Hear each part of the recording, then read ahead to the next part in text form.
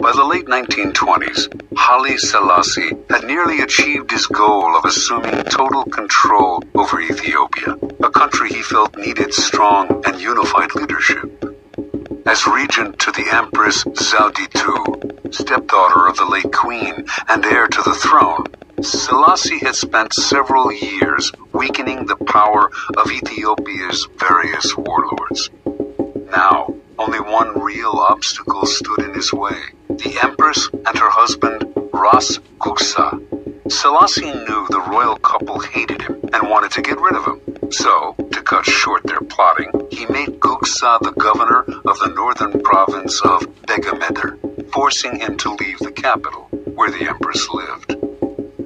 For several years, Guksa played the loyal administrator, but Selassie did not trust him. He knew that Guksa and the Empress were plotting revenge. As time passed, and Guksa made no move, the chances of a plot only increased. Selassie knew what he had to do: draw Guksa out, get under his skin, and push him into action before he was ready. For several years, a northern tribe, the Azibu Galas, had been in virtual rebellion against the throne, robbing and pillaging local villages and refusing to pay taxes. Selassie had done nothing to stop them, letting them grow stronger. Finally, in 1929, he ordered Ras Guksa to lead an army against these disobedient tribesmen. Guksa agreed, but inwardly he seethed. He had no grudge against the Azibu Galas, and the demand that he fight them hurt his pride. He could not disobey the order, but as he worked to put together an army, he began to spread an ugly rumor that Selassie was in cahoots with the Pope and planned to convert the country to Roman Catholicism and make it a colony of Italy. Guksa's armies swelled, and some of the tribes from which his soldiers came secretly agreed to fight Selassie. In March of 1930, an enormous force of 35,000 men began to march, not on the Azibu Galas, but south toward the capital of Addis Ababa. Made confident by his growing strength, Guksa now openly led a holy war to depose Selassie and put the country back in the hands of true Christians. He did not see the trap that had been laid for him. Before Selassie had ordered Guksa to fight the Azibu Galas, he had secured the support of the Ethiopian Church. And before the revolt got underway, he had bribed several of Guksa's key allies not to show up for the battle. As the rebel army marched south, airplanes flew overhead dropping leaflets announcing that the highest church officials had recognized Selassie as the true Christian leader of Ethiopia, and that they had excommunicated Guksa for fomenting a civil war. These leaflets severely blunted the emotions behind the Holy Crusade, and as battle loomed and the support that Guksa's allies had promised him failed to show up, soldiers began to flee or defect. When the battle came, the rebel army quickly collapsed. Refusing to surrender, Ras Guksa was killed in the fighting. The Empress, distraught over her husband's death, died a few days later. On April 30th, Selassie issued a formal proclamation announcing his new title, Emperor of Ethiopia. Selassie is worthy to be praised. Selassie is worthy to be praised. Once on empower.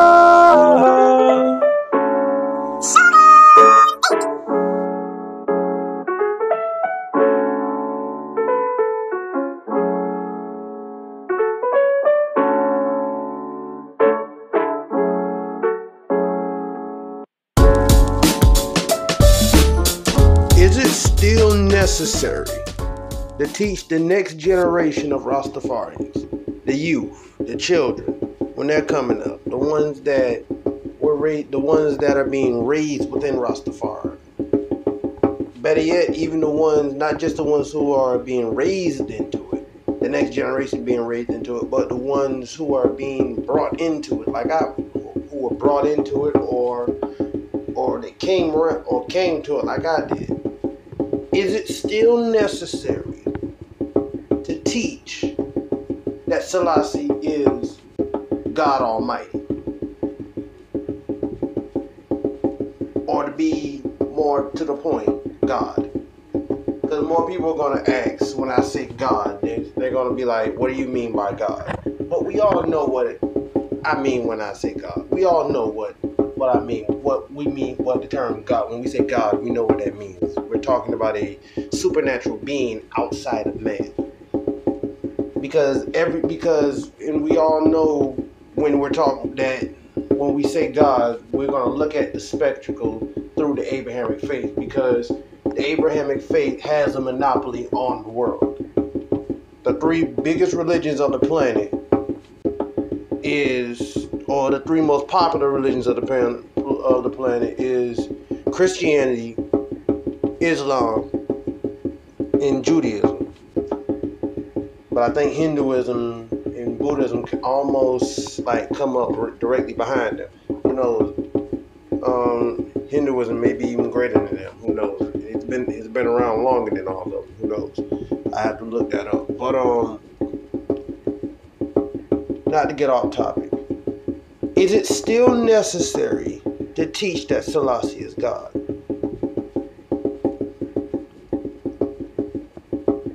When we really need to get out of the biblical mindset, because we can't fit Selassie into a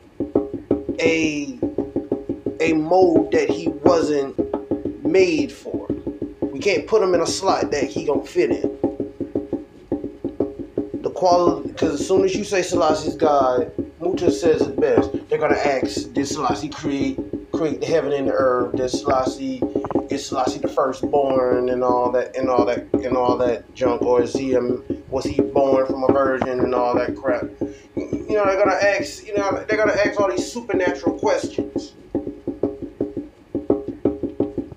which is unnecessary when it comes to the liberation that Rastafarians are putting forward. Me personally, when I give my definition of Rastafari, when I'm teaching anybody who wants to learn from me, I'm not the best. I can't, like I said, time and time again, I am not the best example of a Rastafari. But anybody who wants to look up to me as an example, you poor damn fools.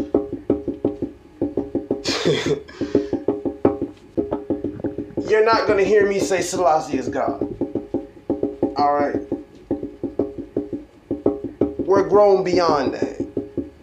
We don't need to see Selassie as a supernatural being anymore. Even if we make the supernatural being to be a black deity, we no longer live in a time where we need to rely on supernatural beings outside of us. We are the greatest things on the planet. The living things, the flesh. Everything outside of this planet is inside of you. There's nothing greater than you. There's nothing higher than you. Yet there's nothing beneath you either. That's the arrogance when it comes to man. And sometimes we use God as a humbling tool for man's arrogance, but we no longer need that. Man just need to check his own ego. You know what I'm saying? We just need to check our egos. We no longer need God to humble ourselves. We just need to learn to be humble. Teaching about a supernatural being is not going to make any of that better, because we see in religion they use that supernatural being to show superiority over others who may necessarily not believe in that supernatural being.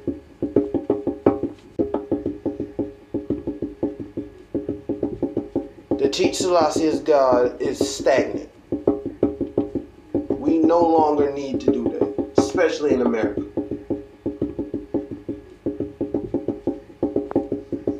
We need to find a different idea when it comes to seeing Selassie. And I say the idea is to take Selassie as he is.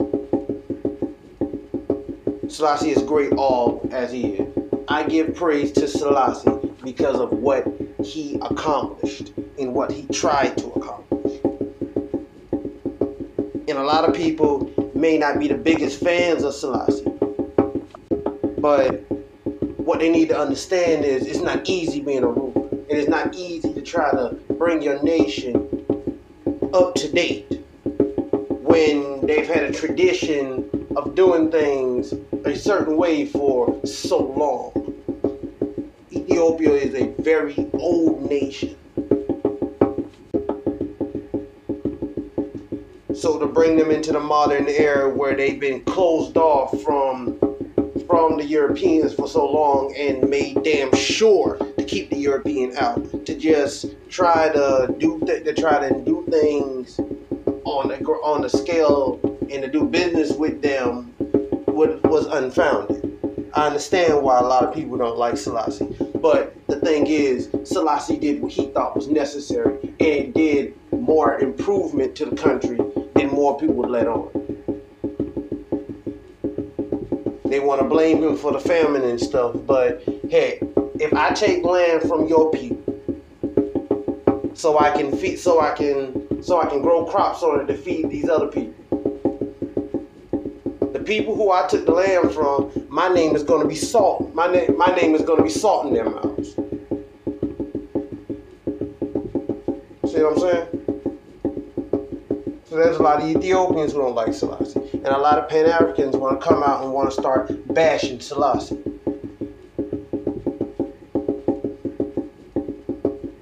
Selassie had to do a lot to accomplish what he did. And this is during a time where black people were not respected. Hell, black people aren't respected now by white people. And he did it, and he went and he showed us. If you pay attention to Selassie's story, Selassie shows that really we can't do any business with white people because they're gonna throw us under the bus the first chance they get.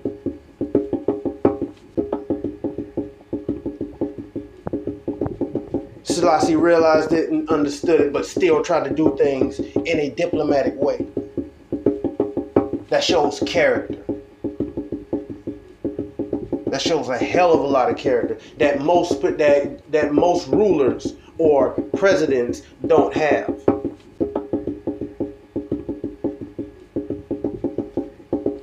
Check Selassie's history. There's a reason why he moves the way he does. Moving the way he does is what got him to be emperor. It wasn't just his lineage to David. His lineage to David, excuse me. It was more than that. Selassie earned his right on the throne.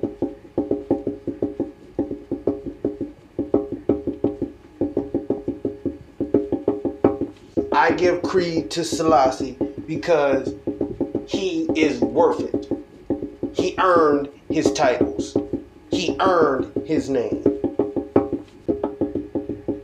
And he did everything he can for not just Africans at home, but Africans abroad. And he recognized all of us as one people. This is why we say this is what started the whole one love thing. But somehow we took it all and created it now that we took it in what started as one love amongst all melanated people became one love to everybody in the world, and now everybody's swagger jacking off of it and the real meaning is lost. One love as in one people. One love for one people. This is why Garvey say one God, one aim, one destiny. We have to see each other as one. We black people must see each other as one.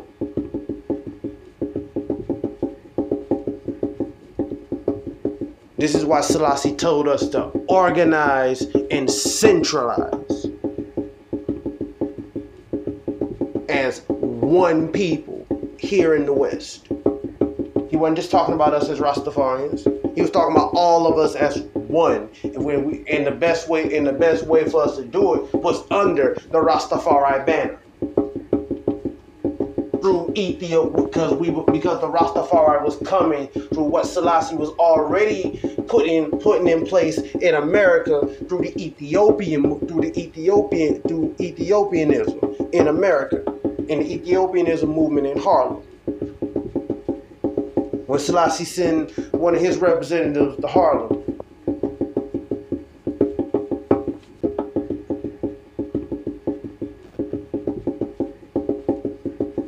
Selassie is worthy to be praised. Selassie is worthy to be praised.